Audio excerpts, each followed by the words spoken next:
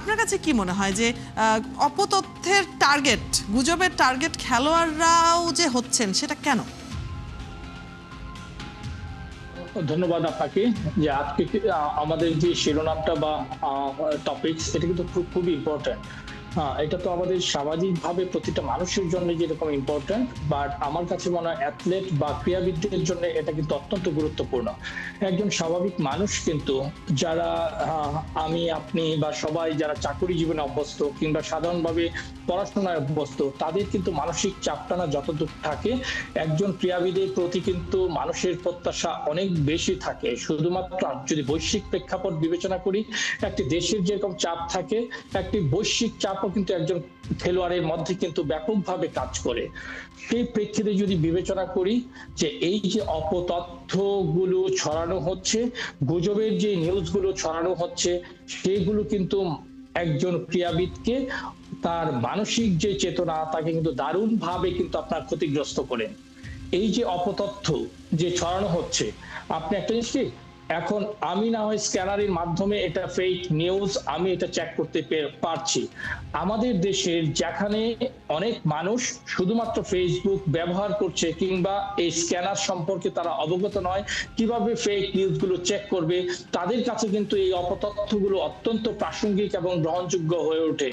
তখন কি হয়, একজন ভালো মানুষ তিনি সমাজের কাছে তিনি একজন তার সম্পর্কে নানান বিভ্রান্তি ছড়ায়, যা কিন্তু তার পারফরমেন্সের ক্ষেত্রেও কিন্তু প্রভাব পড়ে।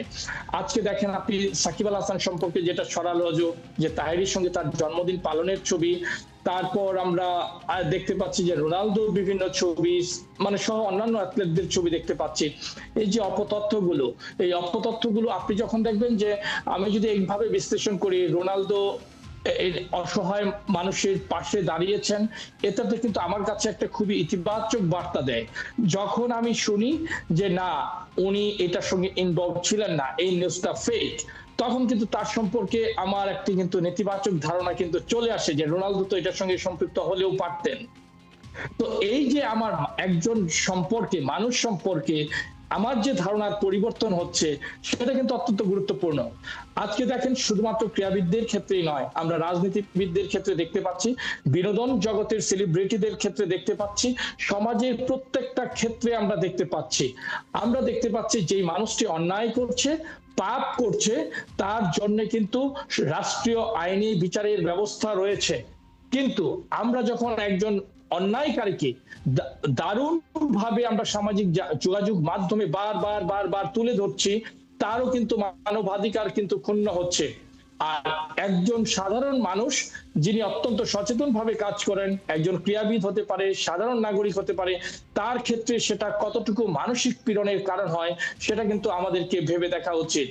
এরকম অপতথ্যের ফলে কিন্তু এই যে বস্তুনিষ্ঠ তথ্য সাংবাদিকতা, বস্তুনিষ্ঠ তথ্যে উপস্থাপন করা, এগুলোর উপর কিন্তু মানুষের আপনার একটা কিন্তু বিভ্রান্তি চলে আসে।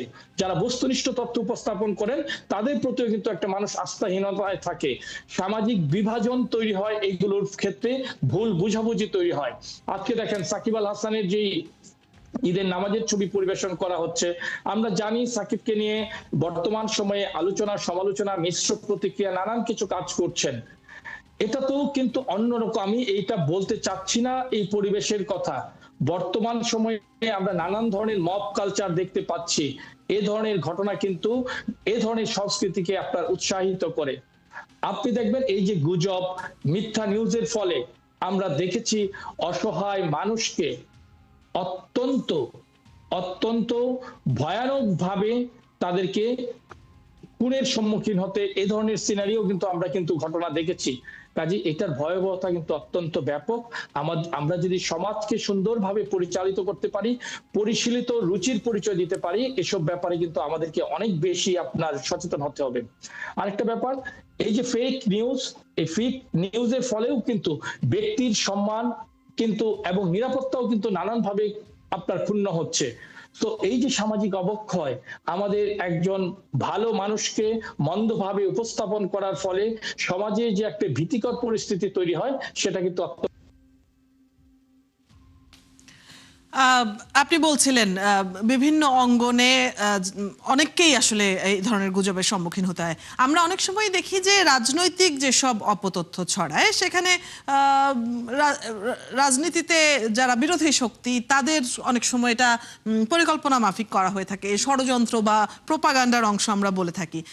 কিন্তু যখন কোনো সেলিব্রিটি, সেটা স্পোর্টসের হোক কিংবা আপনি বলছিলেন যে বিনোদন জগতের সেলিব্রিটিদেরকে নিয়েও কিন্তু নানান ধরনের গুজব ছড়ায়, আপনার কাছে কি মনে হয় যে এটা যারা করছে তাদের মূল কারণটা কি ভিউ বাণিজ্য? মানে যেহেতু একজন হামজা চৌধুরীর কিংবা একজন ক্রিস্টিয়ানো রোনালদোর আসলে অনেক ফলোয়ার, তো এই খবরটি দেখলে তারা উৎসাহিত হবে, তারা শেয়ার করবে, তারা হয়তো লাইক করবে, কমেন্ট করবে, তাতে ভিউ বাণিজ্যটা ভালো হবে।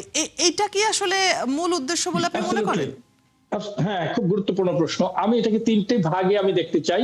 আমার কাছে মনে হচ্ছে যে আপনি ভিউ বাণিজ্যের কথা বলছেন, এক ধরনের আপনার এটার উপরে যারা পোর্টাল সহ নানান ধরনের আপনার অনলাইনের যারা অনেক জার্নালিজম বেরিয়েছে, যারা ইউটিউবার স্পেশালি, তারা কিন্তু ভিউ বাণিজ্য হিসেবে দেখে। কারণ আমরা যদি ক্রীড়াঙ্গনের অবস্থায় দেখি বা রাজনৈতিক অবস্থান দেখি, আপনি দেখবেন ইতিবাচক সংবাদের থেকে নেতিবাচক সংবাদ এবং গুজব, বিভ্রান্তিমূলক সংবাদগুলো কিন্তু আপনার মানুষের কাছে আরো বেশি সুন্দরভাবে উপস্থাপিত হয়। এটা মানুষ পছন্দ করছে বর্তমান সমাজ ব্যবস্থা, এটা আমার কাছে মনে হয়।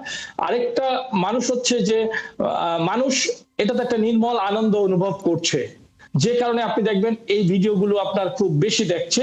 আরেকটা জিনিস মনে হয় যে আপনি রাজনৈতিক এবং সামাজিক প্রেক্ষাপটে যদি বিবেচনা করি, যে আমরা যে অনেকগুলো ঘটনা কিন্তু আমরা দেখতে পাচ্ছি যে ইন্টেনশনালি, ইচ্ছাকৃতভাবে সামাজিক অস্থিরতা এবং রাজনৈতিক অস্থিরতা তৈরি করবার জন্যই কিন্তু এ ধরনের গুজবমূলক অনেক ধরনের ফেক নিউজের মাধ্যমে সমাজে নানানভাবে অস্থিরতা তৈরি করা হচ্ছে।